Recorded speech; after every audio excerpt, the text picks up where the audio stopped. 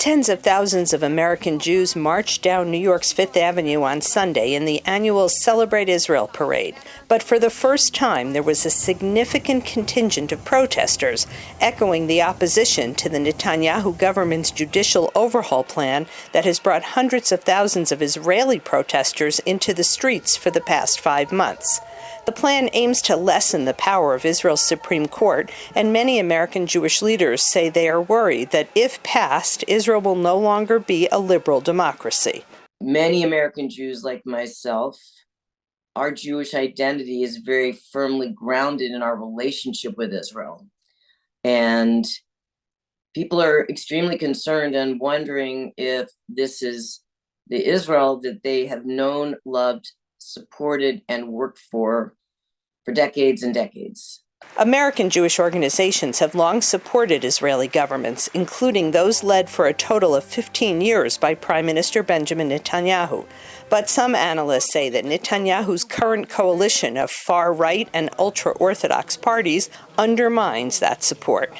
Many people are experiencing a kind of extreme distress. They're wondering how they can defend Israel as they would like to do. People who've always been supportive of Israel, people who've donated money to Israeli causes, are now looking at an Israeli government that they find it impossible to support. In addition to the judicial overhaul plans, laws being proposed by the government's ultra-Orthodox parties threaten to alienate the majority of American Jews who identify with more liberal streams of Judaism.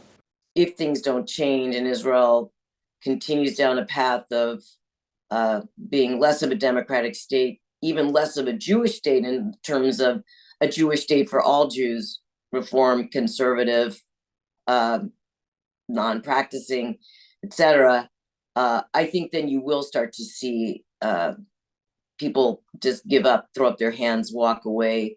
Some analysts say that the widespread protest movement in Israel against the far-right government policies is inspiring for liberal American Jews. American Jews are seeing a phenomenon in Israel to which they can actually feel very close, about which they're very excited, which they feel very much that they want to support.